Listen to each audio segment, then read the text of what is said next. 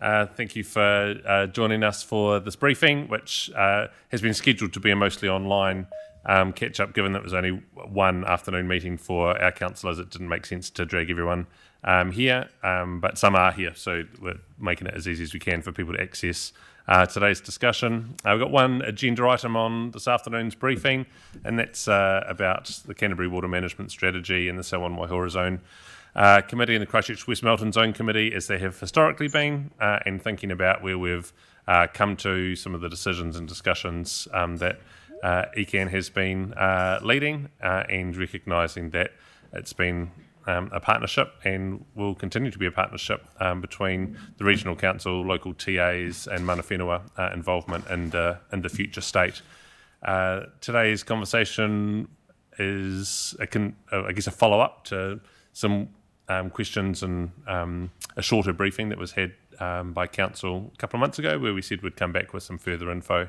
And so today's that opportunity for Craig and the Regional Council team to present some things, and then talk about any of further details or questions that others might have. So, Craig, thank you very much for joining us today, and I'll hand over to you in the first instance and talk us through where we're at. Thank you.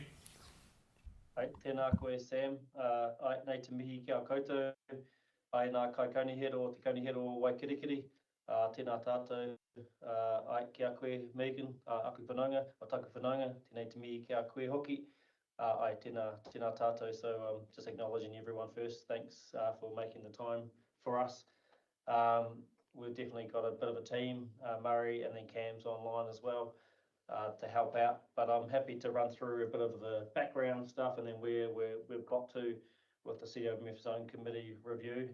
Obviously that started a while ago now, and I wasn't actually on the Mayoral Forum when it started, only because I only got elected as the chair late in October last year, but I was involved in the work once we started talking about the Zone Committee review. And I think it's been a pretty good process, to be honest. Like, we've obviously the zone committees themselves and members were involved in that review, and then we moved into a sort of workshop phase with mayors around the district, as well as some of our runanga and chairs, and we sort of worked through the potential options going forward. And really the major thing we came to was around, and probably the major change that has come through is the look at catchments versus just focusing on districts. Obviously, when the zone committees were first set up way back in the early days, they just used the districts as the boundaries for each zone. But as we were working through the process, the whole idea of the catchments became really significant. And of course, that has meant a bit of change, but the feedback, especially at the Mayoral Forum, although not universal, was really good, because people saw the sense, especially in big rivers like the Rakaia and Rangitata, which have actually sat between districts, almost not having their own focus has maybe been a bit of a shame. But this way, with a focus on those catchments, they get to bring us together. And yes, it means that districts and runanga need to work together a little bit more across those big rivers, but that's ultimately a good thing. And so the Mayoral Forum supported that catchment-based approach. The other thing that it managed to do was take us from 10 zones down to 8 catchments, which is helpful, although people will note that they're not just single river catchments all the time. Sometimes they're combined. So we still have the Kaikoura areas pretty much stayed the same, which has the Waio Tor and a lot of the other rivers up around the Kaikoura district. Hiranui Waio is still together, so that hasn't really changed in terms of that. And then you've got the Waimakariri and the Rakahuri, which does have an impact for Selwyn District Council, of course, because as you'll all be aware, the upper Waimakariri catchment is in your district. So therefore there'll need to be some working across the Papatupi Runanga and the districts on the whole Waimakariri Rakahuri catchment. But like I said, I think that's a good thing, because it has been a bit weird that we've had part of that whole catchment that's sat in a different zone, if you can follow me. So yeah, that's really where we got to. And the other key part of the model was that yes, the three original partners to the CWMS being the district councils, the regional council and the Papatapu Runanga are the three forward about how to establish the local leadership groups, as we've called them. That's the best word we've come up with so far, sorry. But obviously in terms of community representation, that's still on the table. It's not been taken off. It's just that we're saying those three parties should get together and have a good assessment of those catchments. Who are the important players that have arose since the CWMS start or have already been existing? How could they be involved in the local leadership groups, whether that's through formal committee membership or is it through a forum that the local leadership group runs? Therefore, being able to have industry, central government, and even local environmental groups and trusts being involved in those discussions, because ultimately I believe that's the only way we're going to solve some of the sort of wicked problems we have with water and land use, is by bringing all of those people together. So that's something new, but ultimately I think that's a really healthy discussion to have, how that gets brought together. So that's really the work we're doing right now, is approaching the councils and the Papatapu Runanga to say, can we get those three partners together in each catchment, and can we start talking about how we're going to look at community representation as well as central government, industry, etc., and how we're going to bring them all together. So that's really where we're at. There's nothing more that's happened. There's a few hui starting to be arranged right now, and that'll continue post the election, and really the substantive work would happen post the election. I don't know if there's anything else Murray or Cam would like to. Craig, do you want to just also talk about the winding down of the current committees? Because that was sort of one of the things that got brought up in our questioning as well. Sure. Like, how have we got to that point? Probably not something that I know much about, so Murray and Cam may want to jump in on that, because I had nothing much to do with that, but yeah. Okay. Cammy, do you want me to lead, or? Yeah, you lead that one off, Murray. Got it. Just to let you know that as you may be aware, that the committees were the refresh or the term of a lot of, particularly the community representatives on all the zone committees across the region, was extended to allow them to be part of the review process. So the term was extended through to 30th of June of this year, just so culminating with the financial year, just to enable them to be through to the Mayoral Forum conclusion. So that, for a number of them, that was probably extended their stay beyond what they wanted to, but they, in the majority of cases, they wanted to be part of and contribute to the review process. So as of 30 of June, and as Jamie and worked through with the Selwyn Waihora Zone Committee, we had a kind of a wind-up phase, and sort of that May-June action plan budget funding was concluded and culminated in terms of how that was to be allocated for projects in each water zone.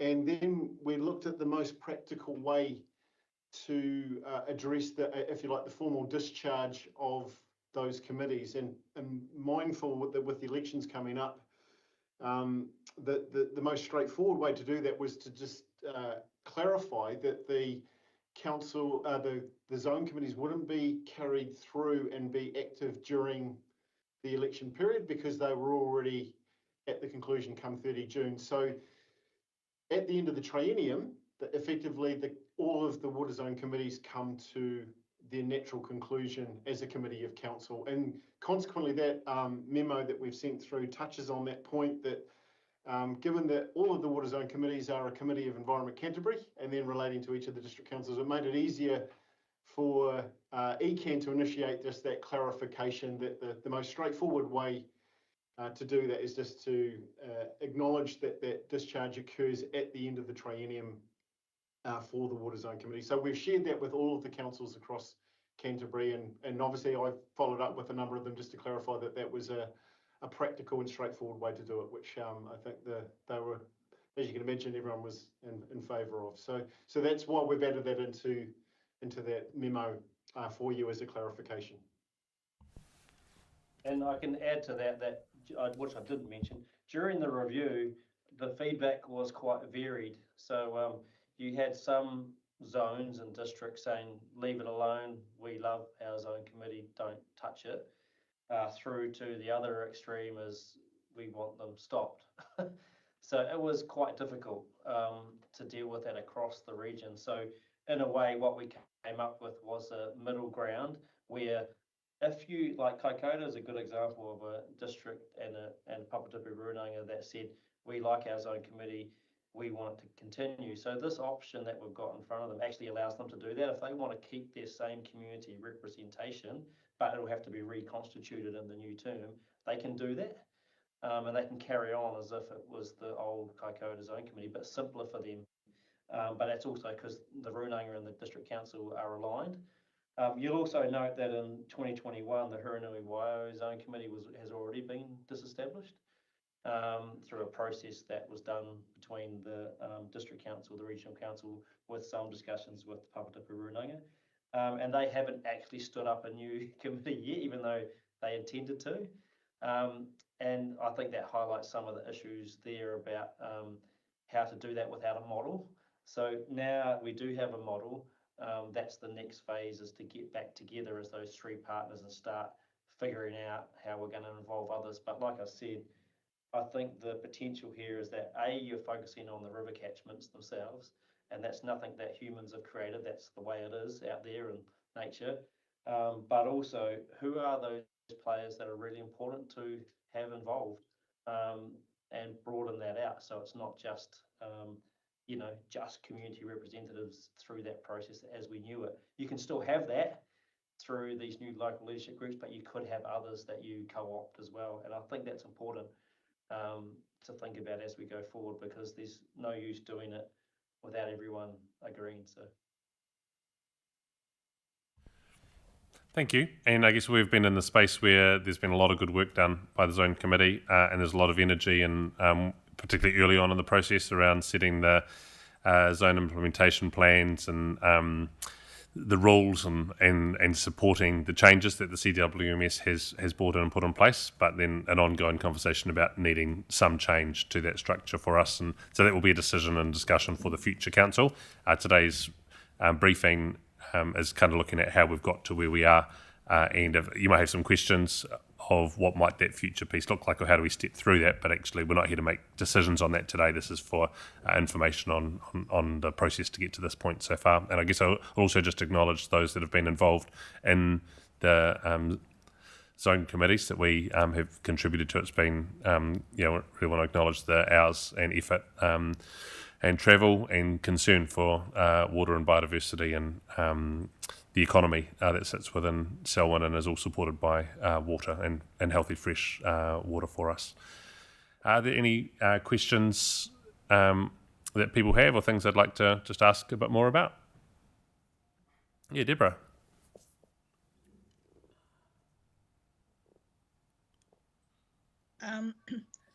Thank you.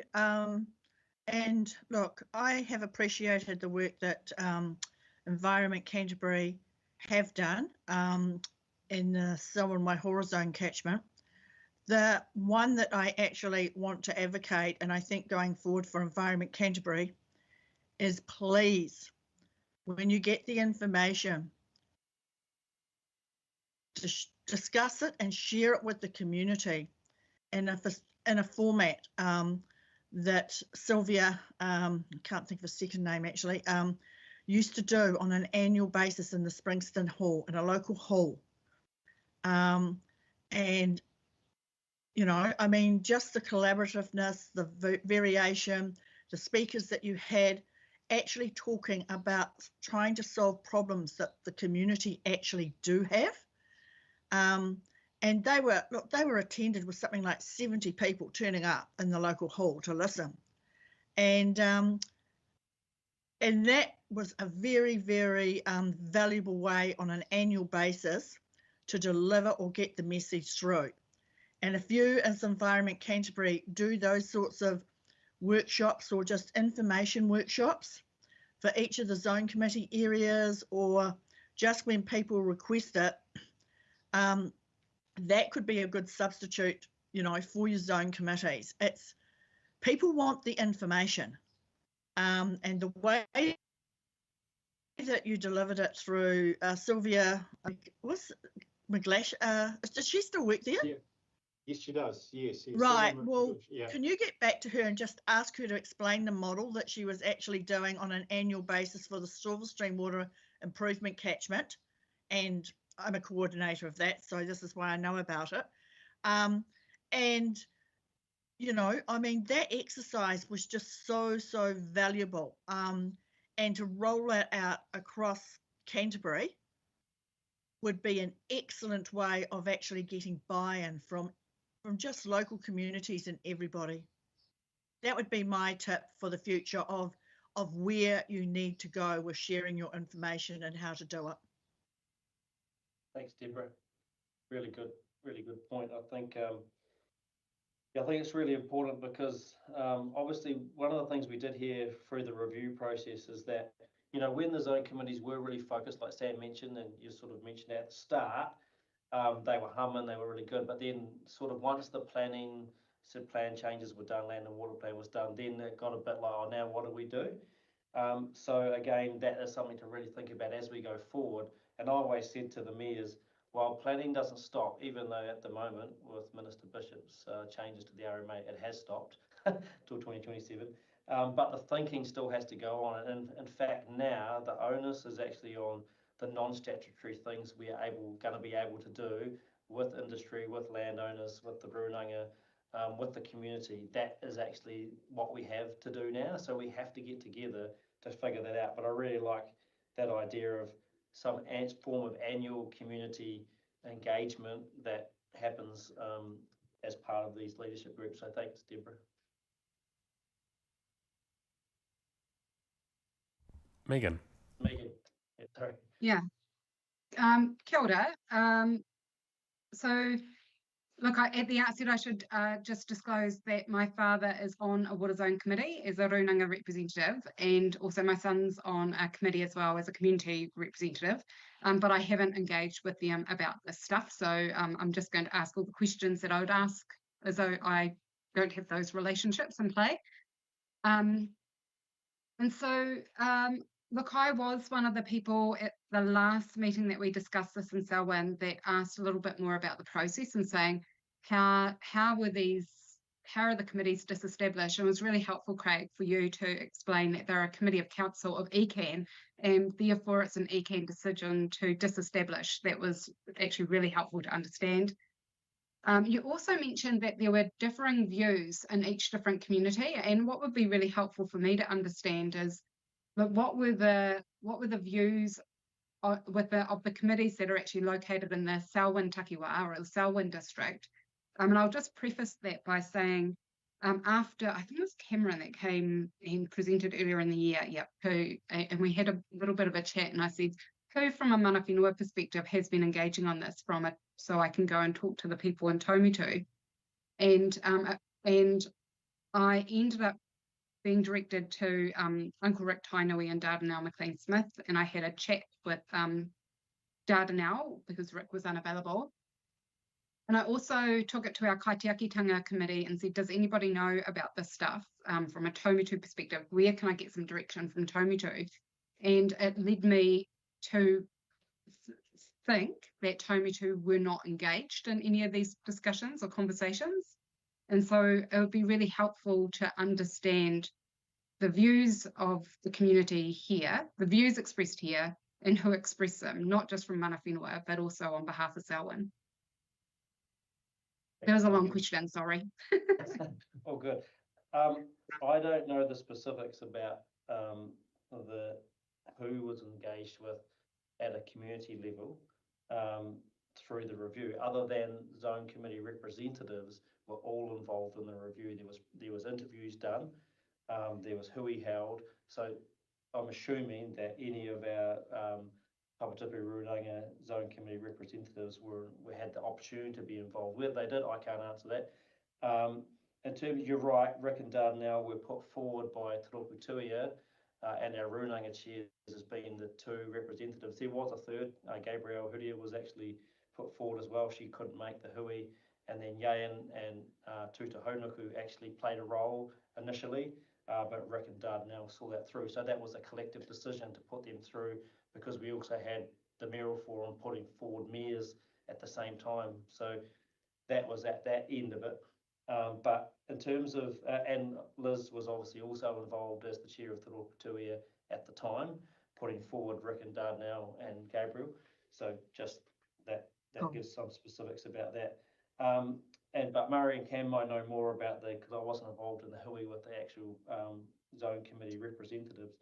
And in terms of the view from Selwyn, look, again, I don't know if that was captured specifically from your, or as a collective, but there may have been zone committee representatives from the Selwyn Waihora Zone Committee that gave input into the interviews and the review. I'm sure there was. But once it got through that process and that report was written, then it got to that workshop phase with the mayors and the Runanga chair representatives that were put forward. And we had to work with what we had there, which, like I said, the review was pretty wide in terms of its opinion, from leave us alone to stop it. And that's a pretty hard place to take something from. So we had to try, like I said, try our best to come to a middle ground that could then be flexible enough to allow both of those ends of the spectrum to continue. It's fair to say, since we've been having the discussions at the mayoral forum around the local leadership groups, actually nobody is saying stop them anymore. So that's because that could have been coming from representatives themselves on zone committees rather than district councils or councillors. But everyone sees the value in continuing with some form of local leadership group. That's why the mayoral forum made the decision to do that. And like I said, the challenge is really from now about how we engage in them and how we take them forward, because now it's going to rest on district council representatives, mana whenua, Papatipi Runanga representatives, and regional council representatives to get together and work it out. That's where we've landed. So the challenge is actually in front of us. It's not behind us anymore. Yes, I agree that it must, and I know because I fronted a few hui with zone committee representatives, that yes, stopping something, dissolving those committees was tough for people, and I acknowledge that. I mean, I was on zone committees as well, so I know the passion and the energy and the hard work that people did and still have been doing right up until now. But like I said, because we had that such a range of views, it was either, I didn't want it to be a binary, stop all of them or keep them all going. So we've tried to come up with a model that allows for some flexibility going forward. Yeah, great. And so without your question totally, but no, it does. Yeah. But on the spectrum, it's really hard to understand. Were we a stop, or were we want to keep them, or was it not clear? Selwyn was always pretty. I think your mayor was always really positive about the process and the zone committees that you have in Selwyn Waihora. So that was the feedback we were getting at the mayoral forum where these discussions were taking place. So there was never like stop them, but like I said, ultimately it was a collective decision across all the mayors to go, well, to move us forward and to come up with a framework and a model that works for everybody, they have to stop so we can move on to this new model. Yeah, cool. No, that's a good answer. That's really clear. I only have two more questions, and they're about the future. And I know that there's a bit of work to go on future. But the things that come to my mind, because obviously I'm here to represent a taumatu lens into decision making, and so for this in particular, I wanted to better understand how these new local leadership groups, I think that's they're called, will ensure that mana whenua are actively involved and equally involved. And so how is that process? What is that process? Is it through tuia? The process at the moment is we'll be approaching your Runanga chair, or each of the Runanga chairs actually, to invite them to an initial discussion with the mayors and any other council representatives that those councils put forward to have those initial discussions, and then there'll be regional council councillors at those as well to start and there'll be a facilitator to facilitate those discussions about, okay, who else should be involved in these? If anybody, maybe the three go, no, it's just going to be us. I don't know. I can't predict that. but that's the discussion. So the Runanga chair will be contacted if they want to give that to someone else in their Runanga, then that they've got the ability to do that. They can bring whoever they need to along to those hui. We haven't like structured it that far yet, but that's where the invitations are going first and foremost. Yeah. That's really helpful and really clear. And then my only other question is And around. there'll be catchment-based discussion, sorry. So, for example, for Selwyn, Waihora, and now the Rakaia, which has been joined into that super zone or super catchment, it'll be obviously Selwyn District Council. The Ashburton District Council will need to be there as well because the top of the Rakaia catchment is in their district, and parts of the Rakaia catchment are in their district. Obviously, City Council will need to be there on the other side of the Waihora zone as they are currently. And then in terms of the Papatipu Runanga, I think you know who they need to be. So there's going to be quite a big hui, and it's not just going to be one Runanga there. I think there's 6, maybe even 7 if you count Aroha Whenua might need to come into that discussion too because of the Rakaia catchment. So it's going to be more complex, but at the end of the day, that's what we're dealing with. These rivers, these catchments are complex and the issues are complex. So we just need to do our best. That is a really thorough answer. That gives me lots of confidence. So thank you. My last question is just about resourcing commitments. So like what does the future look like going forward from a resourcing perspective? Is that no? Yeah. And Murray and Cam can jump in, but the money that's been there previously for zone committees is still in at the moment. And that's a commitment from both district councils and regional councils, because just you said at the start, they're joint committees of council. That's why the decision was made at the mayoral forum. It wasn't made by Environment Canterbury, it was made at the mayoral forum because it involved both districts and regions. They're joint committees of districts and regions. So just there, so that budget is still there. And so that can be used to help facilitate, and that's what my understanding is this next year of, hopefully shorter than that, to establish these new groups. But it's a really good point because I think particularly from a Papatipu Runanga perspective, I know the commitment that may be required, so that resourcing of those people, because they're not elected members, that get elected member remuneration, that should be something that the team thinks about as we go into this next phase. And again, not expecting people to show up if you're not resourced otherwise to be there. So I think that's an important point. Yeah, kia ora, thank you. That's really good answers from my perspective. Did you want to jump in?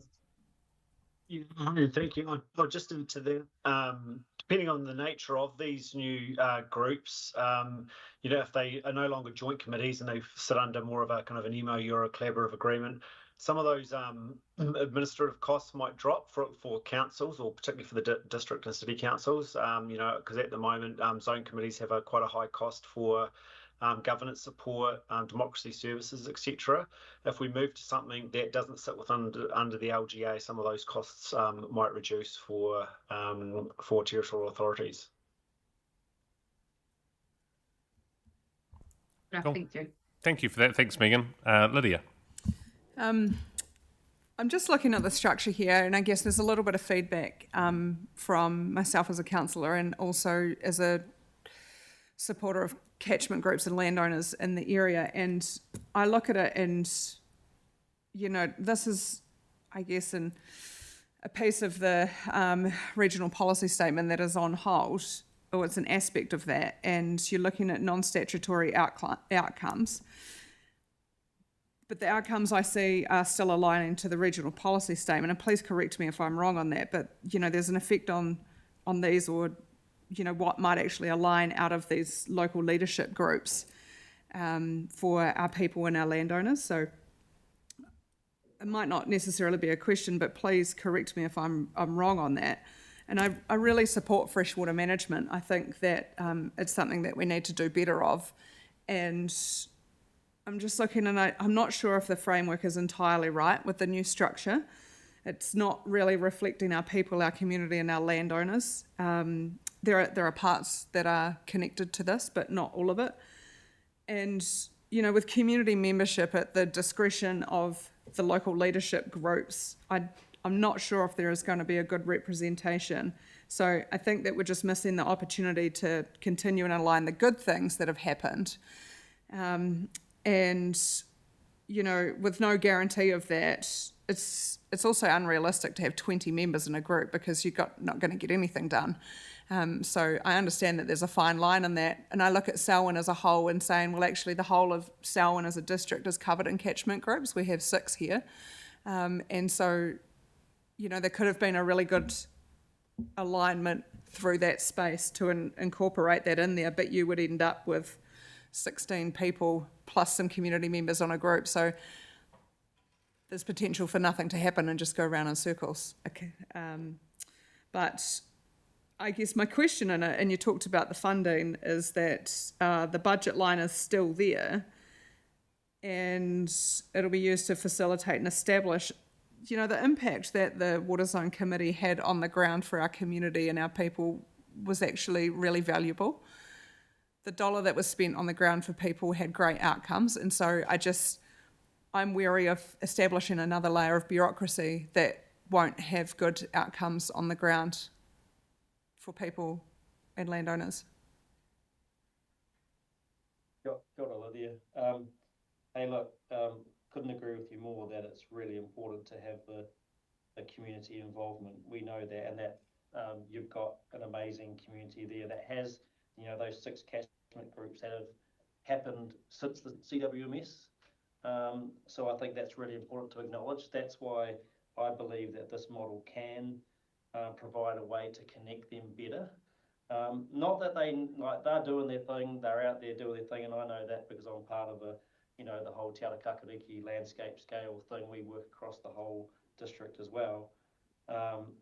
But at some point you need to connect to the district and the region because that's where some of the money comes from and that's where the statutory functions come from. So we're trying to create that connection, and that's one of the key things about the leadership groups that we've put forward, is it's how do we be a connector? We're not there to tell people what to do, we're there to be a connector to that, which zone committees definitely were doing, but also we know that they'd lost the focus because they didn't have a direct job to do anymore under the statutory functions. So that's going to be the trick, I think. And I don't, in terms of creating another level of bureaucracy, well, by disestablishing the zone committees, we haven't created another level. We're just looking to see how we can do it better, and I think that's what the hope is. But you're right, we don't know that yet, and we have to explore that together. And so there is a bit of wait and see, let's work together. But I definitely know that what I had felt in some communities, that, and I'll say this, that I think the love for the CWMS collaboration had disappeared somewhat. And I think we need to find that love again for each other, and for the good things we can achieve on the ground together, because at the end of the day, that is what is important.